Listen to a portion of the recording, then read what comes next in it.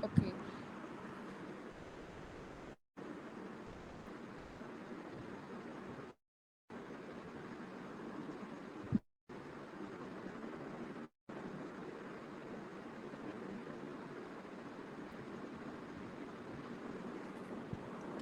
आज का जो वेबिनार था उसका टॉपिक जी हम सबको पर्सनैलिटी के बारे में पता है कि वर्ड पर्सनैलिटी जो है उसको हम डिफाइन किस तरह करते हैं, लेकिन आज जिस चीज़ पे हमने डिस्कशन करनी है वो है पर्सनैलिटी डिसऑर्डर। भी पर्सनैलिटी बनती है वो फिर चाहे पॉजिटिव हो, नेगेटिव हो, इंट्रोवर्ट हो, एक्सट्रोवर्ट हो, ये डिपेंड करता है पर्सन की नेचर पे कि उसकी पर्सनैलिटी कैसी है, ठीक है। लेकिन जब उसको हम डिसऑर्डर की फॉर्म में कन्वर्ट करेंगे ना तो वो एक डिसफंक्शनिंग की तरफ जाएगा। जब डिसफंक्शनिंग होगी ना आपकी उस पर्सनैलिटी में तो हम उसको पर्सनैलिटी डिसऑर्डर का नेम देंगे। इसको हम डिफाइन किस तरह करते हैं? Personality disorder, the type of mental disorder in which an individual has rigid and unhelpful behavior. अब इसमें चीज क्या आएगी? फर्स्ट ऑफ ऑल ये होगा कि वो इंसान जिसके अंदर पर्सनैलिटी डिसऑर्डर का कोई भी एक मतलब इसमें सिर्फ ये एक डिसऑर्डर नहीं होता है, इसमें क्लस्टर होते हैं, इसको डिवाइड किया जाता है डिफरेंट फॉर्म में, cluster A, cluster B and cluster C. लेकिन कोई भी पर्सन जिसके अंदर रिजिड बिहेवियर हो, जिसके अंदर एक उसको उसका बिहेवियर नजर आ रही होती है, उसको हम पर्सनैलिटी डिसऑर्डर का नेम देंगे, उसकी फंक्शनिंग में, उसके बिहेवियर में, उसकी थॉट्स में, ठीक है। तो इसमें जब अबनॉर्मेलिटी नजर आ रही होती है ना तो उसको हम पर्सनैलिटी डिसऑर्डर का नेम देते हैं। अब मोस्टली क्या होता है 10-20% जो होते हैं उनमें पर्सनैलिटी डिसऑर्डर होता है, ठीक है। तो इसकी सबसे मेन चीज ये होती है कि जो साइकेट्रिक पेशेंट होते हैं ना 50% पर्सनैलिटी डिसऑर्डर उनमें होता है, साइकेट्रिक पेशेंट में।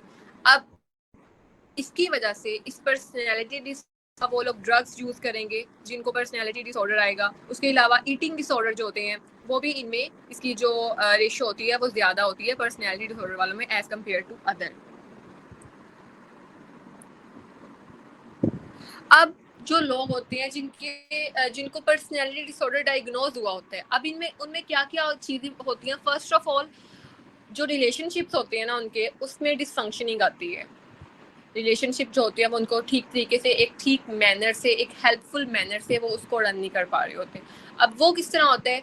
मोस्टली आपने देखा होगा आजकल मतलब पाकिस्तान में भी जो न्यूज़ आती है और उसके अलावा हमने मोस्टली ये चीज़ हमें नज़र आ रही होती है कि एक पर्सन है उसने लाइक अपनी वाइफ का मर्डर कर दिया है, या फिर उसने किसी भी मतलब हम इस तरह की चीज़ें देख रहे हैं। जो रिसेंटली केस हुआ था अभी उसमें भी आपको पता चल गया होगा।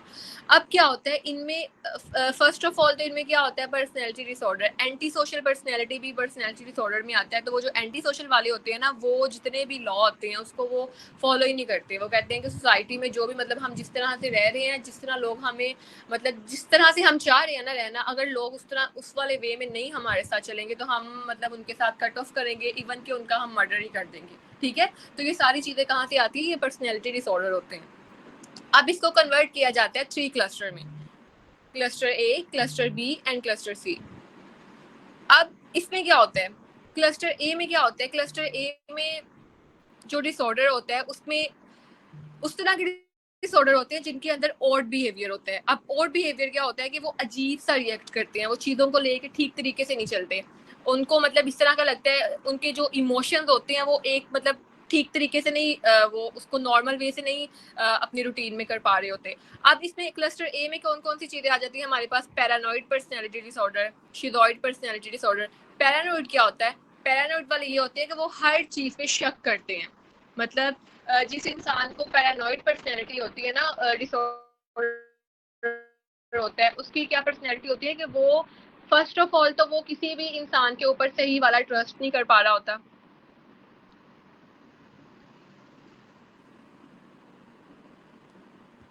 ट्रस्ट नहीं कर पा रहा होता, और उसके अलावा क्या होता है कि वो बहुत ज़्यादा शक करते हैं। शक करने के साथ साथ उनका बिहेवियर इस तरह का हो जाता है कि वो अग्रेशन शो करवाते हैं, वो अग्रेसिव बिहेवियर होता है उनका। और हमने मोस्टली ये स्टोरीज भी सुनी होंगी कि जिनमें ये चीज़ आती है कि मतलब एक हस्बैंड ने अपनी वाइफ का मर्डर कर दिया, या मतलब शक की वजह से। और इस तरह की हम रियल लाइफ के अलावा हमें जो मूवीज़ में भी ये चीज़ दिखाई जाती है। तो ये क्या होता है, उनको पर्सनैलिटी डिसऑर्डर का क्लस्टर ए में क्या चीज़ आती है, पैरानॉइड पर्सनैलिटी आ जाती है।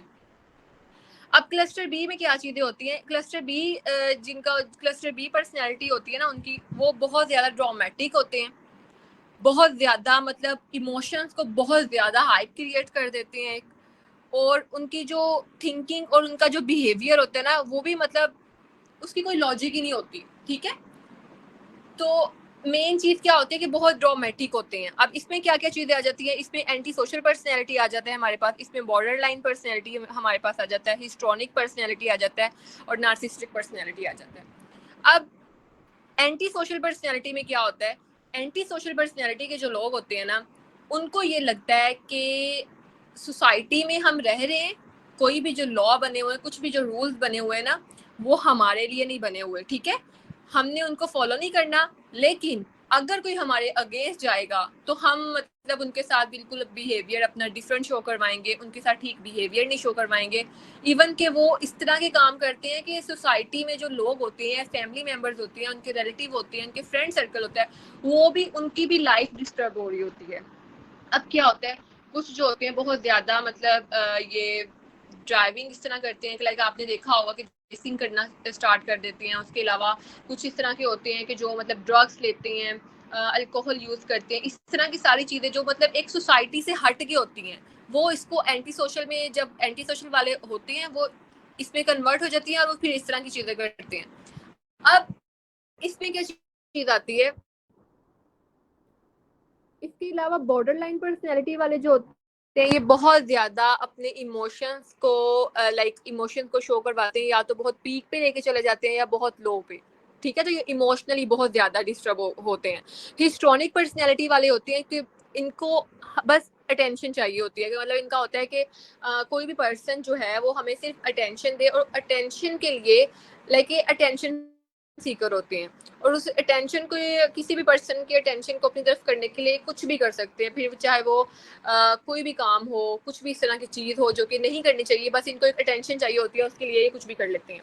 ठीक है, तो अब क्या होता है, अब आपको यहाँ पे मैं एक चीज मेन बताती हूँ कि हमें पता है कि डायग्नोस्टिक क्राइटेरिया जो हमने इसका देखना है एंटी सोशल पर्सनैलिटी वालों का, उसमें क्या होता है कि जो 18 ईयर से अबव होंगे ना, उनकी जिनकी एज, उनको हम डायग्नोस करेंगे एंटी सोशल में। ठीक है, तो जो 18 से कम होंगे उनको हम पर्सनैलिटी डिसऑर्डर में डायग्नोज नहीं कर सकते। ठीक है, अब इसमें क्या चीज आ जाती है, दो चीजें होती हैं। एक होती है हमारी ट्रेट, जिसको हम मतलब कह देते हैं कि एक इंसान की नेचर होती है इस तरह की, किसी की नेचर होती है बहुत जॉली टाइप की, बहुत मजाक करने वाली, किसी की नेचर होती है बस वो मूड में रहते हैं इस तरह।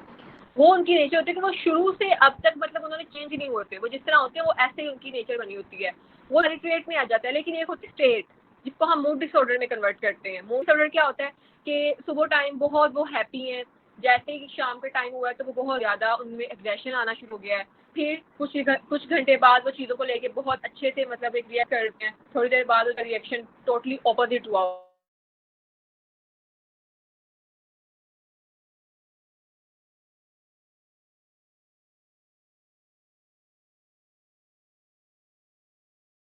ये कि जो एलोप्लास्टिक वाले पर्सन होते हैं ना, वो ये कहते हैं कि जो इन्वायरमेंट है ना उसको चेंज होने की ज़रूरत है, सोसाइटी को चेंज होने की ज़रूरत है, हमें चेंज होने की ज़रूरत नहीं है।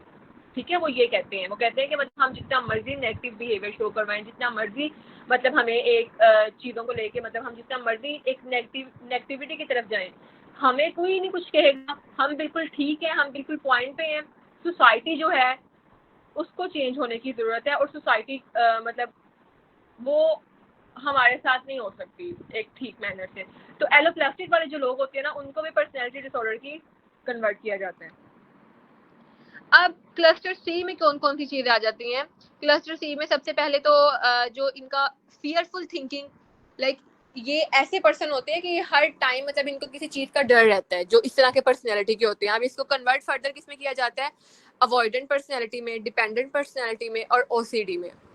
अवॉइडेंट पर्सनैलिटी जो होती है उसमें ये अवॉइड करते हैं चीज़ों को, सिचुएशन को अवॉइड करते हैं। इनके लाइफ में कुछ भी इस तरह का कोई भी ऐसी सिचुएशन हुई हो या फिर कुछ भी ऐसा काम हुआ हो तो वो उसको अवॉइड करते हैं, अवॉइड करके इग्नोर करते हैं, और एंड पे जब उनको उसका रिजल्ट नज़र आ रहा होता है, उसको उनके कॉन्सिक्वेंसेस नज़र आ रहे होते हैं, तो फिर इनके लिए बहुत ज़्यादा मुश्किल और डिफिकल्टी हो जाती है। तो ये अवॉइड करते हैं। डिपेंडेंट वाले जो होते हैं, डिपेंडेंट पर्सनैलिटी डिसऑर्डर जो होता है ना, ये सबसे ज़्यादा इनको जो मतलब मसला आता है, जो प्रॉब्लम आती है, वो इनको डिसीजन मेकिंग में आती है। ये ठीक तरीके से डिसीजन नहीं ले पा रहे होते, इवन के डेली लाइफ की रूटीन की जो चीज़ें होती है ना, ये उनमें भी डिसीजन नहीं ले पा रहे होते। ठीक है, डिपेंडेंट। और ओसीडी वालों का आपको पता है कि उनको मतलब ऑब्सेशन होती है, उनको डिफरेंट मतलब इसमें चीज़ें आ जाती हैं, लाइक वो एक डिसऑर्डर जो होता है ना, ये मतलब इसकी अपनी डिफरेंट भी ब्रांचेज आ जाती हैं, और इसमें ओसीडी की ये होती है कि वो पर्सन को किसी भी चीज़ की ऑब्सेशन हो जाती है और वो उसको लेकर फिर काफ़ी मतलब एक लॉन्ग टर्म उसको अपने साथ लेकर चलते हैं। अब इसके कॉजेज जो हैं, हम कॉजेज में देखेंगे, सबसे पहले तो जेनेटिक फैक्टर होता है कि जिसमें अगर किसी की फैमिली में या किसी की मतलब फैमिली रिलेटिव में किसी को भी इस तरह का डिसऑर्डर डायग्नोज हुआ होता है, पर्सनैलिटी डिसऑर्डर डायग्नोज हुआ होता है, तो फिर ये एक जेनेटिक डिसऑर्डर भी है, मतलब ये जेनेटिकली भी आगे ट्रांसफ़र हो जाती है। ठीक है, क्योंकि इसमें कोई एक डिसऑर्डर नहीं है, इसमें डिफरेंट, जिस तरह मैंने आपको क्लस्टर बताए थे, cluster A, cluster B and cluster C, इसके फिर फर्दर उनको डिफरेंट डिसऑर्डर में कन्वर्ट किया गया। तो ये मतलब जेनेटिकली भी अगर किसी भी आपकी फैमिली में या रिलेटिव में किसी को भी इस तरह का कोई डिसऑर्डर होता है तो वो भी ऑटोमेटिकली कन्वर्ट हो जाता है। बायोलॉजिकल फैक्टर में क्या होता है कि इसमें मतलब हमें पता है कि जो हमारे मूड रेगुलेशन वाले हार्मोन होते हैं, ठीक है, डोपामिन और सेरोटोनिन, इसमें ये चीज़ आ जाती है कि इसका बायोलॉजिकल फैक्ट ये होता है कि इन हार्मोन्स की जो रेगुलेशन होती है ना, वो एक नॉर्मल वे से नहीं फंक्शन उनका कर पा रहा होता, वो उनकी डिसफंक्शनिंग हुई होती है। तो या तो बहुत ज़्यादा हाई लेवल पे ये हार्मोन्स रिलीज हो रहे होते हैं या बहुत ज़्यादा लो लेवल पे। तो जो ये मूड रेगुलेशन वाले हार्मोन्स होते हैं, जब ये डिस्टर्ब हुए होते हैं तो भी हमें ये पर्सनैलिटी डिसऑर्डर डायग्नोज हो जाती हैं, जिसमें आगे फर्दर टाइप्स आ जाती हैं इसकी। साइकोलॉजिकल फैक्टर में अर्ली चाइल्डहुड एक्सपीरियंस में ये आता है कि कोई भी ऐसा ट्रॉमा, कुछ भी ऐसा ट्रोमेटिक इवेंट, कुछ भी मतलब पेरेंट्स की सेपरेशन या फिर कोई भी ऐसा फिजिकल अब्यूज या कुछ भी ऐसा हुआ हो अगर बचपन में, तो भी ये डिसऑर्डर जैसे जैसे वो टाइम के साथ साथ मतलब एक टाइम पीरियड होता है, उसके साथ साथ फिर ये डिसऑर्डर जो होता है वो डायग्नोस होता है, और ये पर्सनैलिटी मोस्टली इसमें एंटी सोशल वाले पर्सन आ जाते हैं। इसके अलावा इसमें आ जाता है अटैचमेंट, लाइक अगर एक इसमें ये साइकोलॉजिकल फैक्टर में ये आ जाता है कि अगर किसी पर्सन को कोई अटैचमेंट हुई हो अपने किसी रिलेशन से, अपने किसी लव वन से या पेरेंट से, किसी से भी, उसकी सेपरेशन की वजह से भी साइकोलॉजिकली एक फैक्टर है कि उसकी सेपरेशन की वजह से भी ऐसा वो चीज़ें कन्वर्ट हुई होती हैं कि वो फिर पर्सन को एक डिसऑर्डर की तरफ लेके चली जाती है। ट्रॉमा एंड स्ट्रेस, जैसे मैंने आपको पहले बताया था, अर्ली चाइल्डहुड में तो कोई भी ऐसा ट्रॉमेटिक इवेंट, इसके अलावा अगर आपकी दूसरे मतलब आप अगर मतलब चाइल्डहुड के अलावा भी अगर आप एडोलसेंट में भी हैं तो भी ऐसा कोई ट्रॉमा आप गुजरा हो जो आपने अपनी आंखों से देखा हो, मतलब ठीक है, वो इवेंट आपने होता हुआ देखा हो और आपने एक्सपीरियंस किया हो, तो भी वो एक ट्रॉमा की फॉर्म में आपको नजर आएगा, ट्रॉमेटिक इवेंट नजर आएगा आपको, और वो बार बार मतलब वो चीज़ें आपको बहुत स्ट्रेस देंगी, जिसकी वजह से आप या तो अवॉइडेंट वाले पर्सनैलिटी के हो जाएंगे या आप डिपेंडेंट पर्सनैलिटी में कन्वर्ट हो जाएंगे, मतलब पर्सनैलिटी डिसऑर्डर आपको डायग्नोज हो जाएगा। अजान हो रही है, इसको कंटिन्यू करते हैं थोड़ी देर बाद।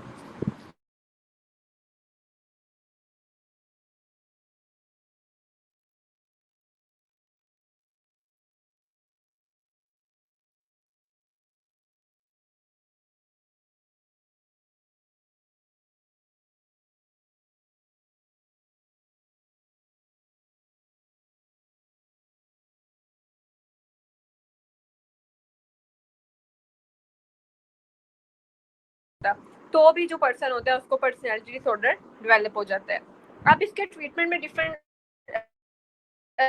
हम यूज़ करते हैं थेरेपीज, जिसमें साइकोथेरेपीज हम यूज़ करते हैं, सीबीटी, जिस तरह मैंने आपको लास्ट टाइम सीबीटी के बारे में डिटेल में बताया था कि सीबीटी हम किस तरह यूज़ करते हैं, हमारा फोकस क्या होना चाहिए। अब क्या होता है कि जैसे कि आपको पता है कि जितने भी हमारे ये साइकोटिक डिसऑर्डर है, जितने मतलब ये जितने भी डिसऑर्डर होते हैं, इनको ट्रीट करने का जो हमारा जो सीबीटी होती है वो मतलब बेस्ट थेरेपी होती है। अब इसमें हमने थॉट्स के साथ एक पर्सन को लेकर चलना होता है। अब उसकी थॉट्स बेसिकली आपको पता है कि नेगेटिव थॉट्स उसके अंदर होंगी तो ही वो डिसऑर्डर में कन्वर्ट हुआ है। तो हमने उसके जो थॉट्स होंगी उनको एक हेल्पफुल मैनर में लेके जाना होता है, उसकी थॉट्स को हमने एक पॉजिटिव वे में लेके जाना होता है, जिससे वो मतलब जितना भी उसको कोई इशू आ रहा होता है, जितना भी उसको कोई प्रॉब्लम आ रही होती है, किसी भी चीज़ में उसको डिफिकल्टी आ रही होती है, तो हमने सीबीटी अप्लाई करके हमारा ये होता है कि मेन जो लाइफ इवेंट उसका चल रहा है, ठीक है, जो प्रेजेंट में उसकी जो सिचुएशन चल रही है उसको हमने पहले ठीक करना होता है, हमने उस पर पहले फोकस करना होता है। फर्स्टली होता है वो फोकस उस पर करना होता है, देन हमने उसके पास्ट और उसके दूसरे ट्रोमेटिक इवेंट्स और जो फ्यूचर की चीज़ें होती है उनको ठीक करना होता है। तो हमारा और ये जो सीबीटी है ये हम किसी भी पर्सनैलिटी डिसऑर्डर के अलावा कोई और डिसऑर्डर हो हम अप्लाई कर सकते हैं। उसके अलावा इसमें हमारे पास कुछ डिफरेंट एक्सरसाइज आ जाती है, जिस तरह मतलब हमें पता है कि डीप ब्रीथिंग करवानी होती है, माइंडफुलनेस ये करवानी होती है, रिलैक्सेशन एक्सरसाइज करवानी होती है।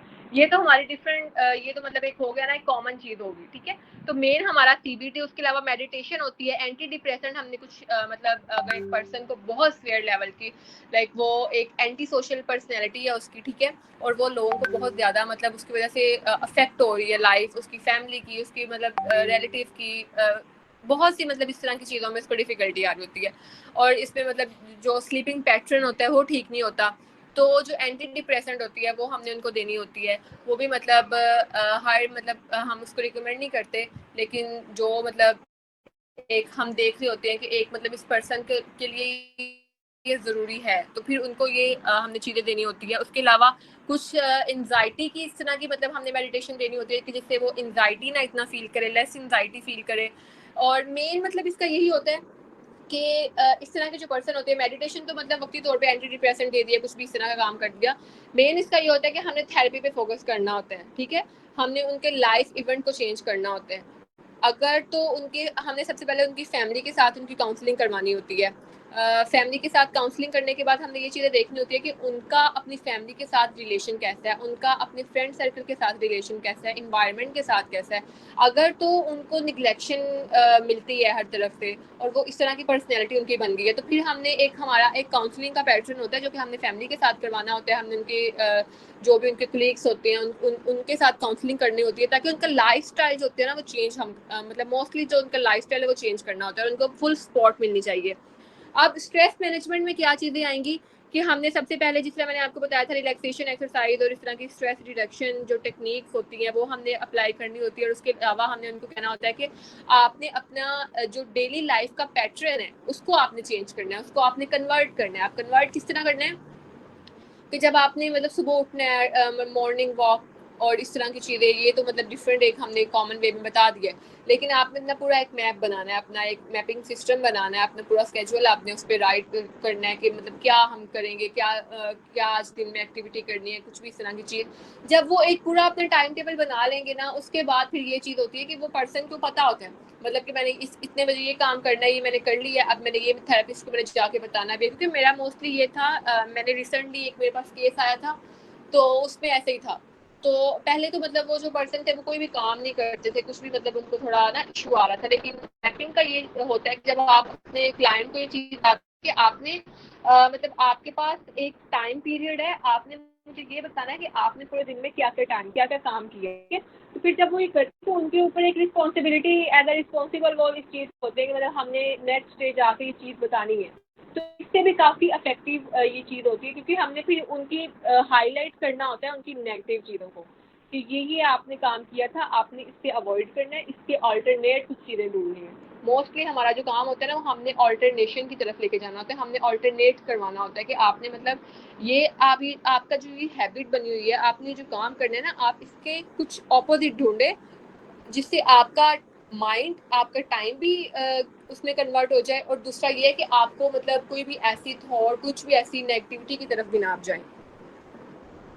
सोशल स्किल ट्रेनिंग हमने सोशल स्किल ट्रेनिंग में क्या होता है कि इसकी ट्रीटमेंट में सबसे पहले तो अगर तो एक पर्सन वो अवॉइडेंट है, ठीक है, वो सोशल गैदरिंग को अवॉइड करता है, वो मतलब कहीं भी नहीं जाता, किसी भी पर्सन के साथ बात नहीं करता, हर चीज़ मतलब अवॉइड करता है, तो उसकी सोशल ट्रेनिंग करवानी होती है। सबसे पहले तो उनकी उसका कोई लव वन, उसकी फैमिली, उसके मदर फादर, उनके साथ हमने काउंसलिंग करवाने के क्या होता है कि सोशल ट्रेनिंग में ये होता है कि हमने ये कहना होता है कि आपने अपने रूम से बाहर निकल के देखना है, ठीक है। फैमिली गैदरिंग में, सोशल गैदरिंग में नहीं जाना तो एटलीस्ट फैमिली के पास बैठना शुरू करें। तो स्टेप बाय स्टेप जब हम ये चीज़ें करवाते हैं तो इसमें मतलब मोस्टली सेशन लगते हैं काफ़ी। तो जब हम स्टेप बाय स्टेप ये चीज़ें करवाते हैं और वो मतलब फॉलो भी करते हैं इस चीज़ को, ठीक है, तो फिर आहिस्ता आहिस्ता उनकी ऐसी सोशल ट्रेनिंग होती है और जिससे उनको एक सपोर्ट सिस्टम मिलता है। उसके अलावा स्पोर्ट ग्रुप्स, हमने उनको ये कहना होता है कुछ इस तरह के स्पोर्ट ग्रुप्स भी बने होते हैं जिसमें मतलब आप अपने घर से बाहर जाके अपने एनवायरनमेंट